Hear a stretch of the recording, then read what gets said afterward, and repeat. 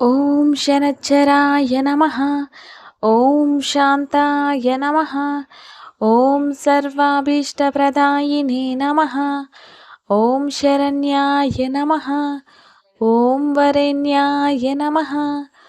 ఓం సర్వేశాయ నమః. ఓం సౌమ్యాయ నమః. ఓం సురవంద్యాయ నమః. ఓం సురలోకవిహారిణే నమః.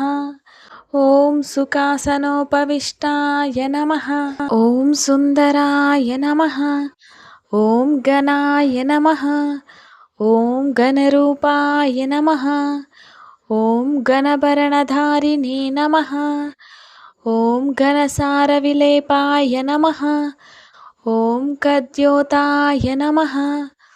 ఓం మందాయ నమః. ఓం మందచేష్టాయ నమః. ఓం మహానీయ గుణాత్మనే నమః.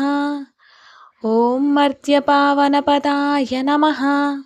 ఓం మహేశాయ నమః. ఓం ఛాయాపుత్రాయ నమః. ఓం శర్వాయ నమః.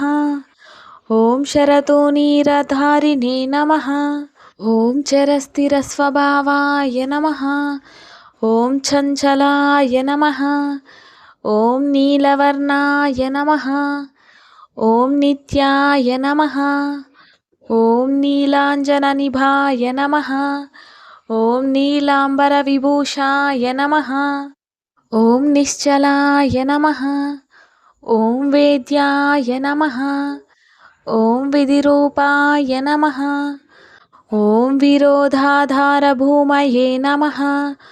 ఓం భేదాస్పదస్వభావాయ నమః. ఓం వజ్రదేహాయ నమః. ఓం వైరాగ్యధాయ నమః. ఓం వీరాయ నమః. ఓం వీతరోగభయాయ నమః. ఓం విపత్పరంపరేశాయ నమః. ఓం విశ్వవంద్యాయ నమః. ఓం గృధ్నవాహనాయ నమః.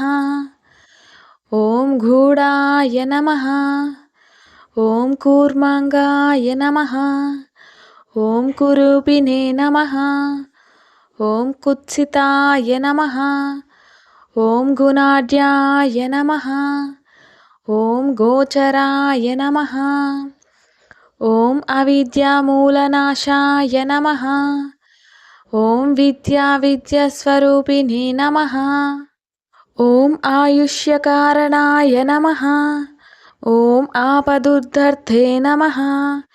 ఓం విష్ణుభక్తాయ నమః. ఓం వశినే నమః. ఓం వివిధాగమవేదినే నమః.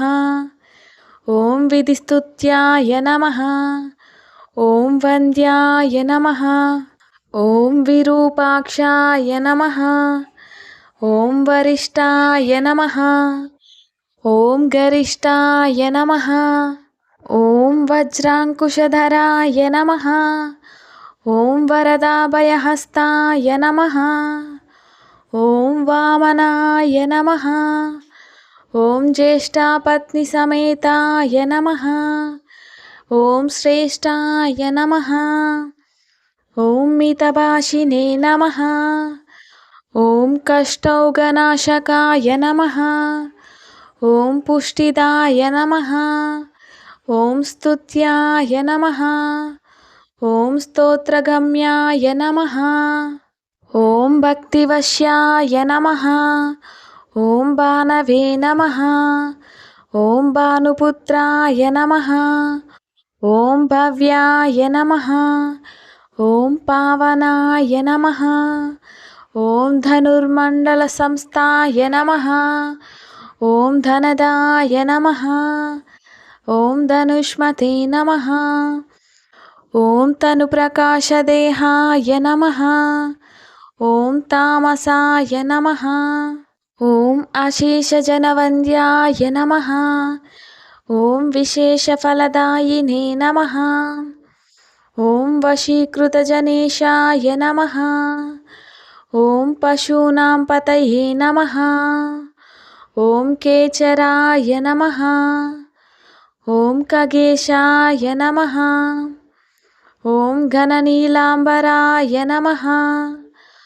ॐ काठिन्यमानसाय नमः। ॐ आर्यगणस्तुत्याय नमः। ॐ नीलच्छत्राय नमः। ॐ नित्याय नमः।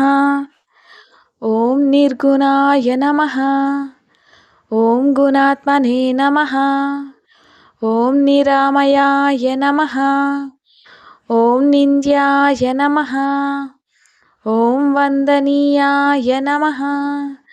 ॐ धीराय नमः। ॐ दिव्यदेहाय नमः। ॐ दीनार्तिहराय नमः। ॐ दैन्यनाशकराय नमः। ॐ आर्यजनगण्याय नमः। ॐ क्रूराय नमः। ॐ क्रूरचेष्टाय नमः। ॐ कामक्रोधकराय नमः। ॐ कलापुत्रत्रशत्रुत्वकारणाय नमः। ॐ परिपोषितभक्ताय नमः। ॐ पराभीतिहराय नमः। ॐ भक्तसङ्गमनोभीष्टफलदाय नमः।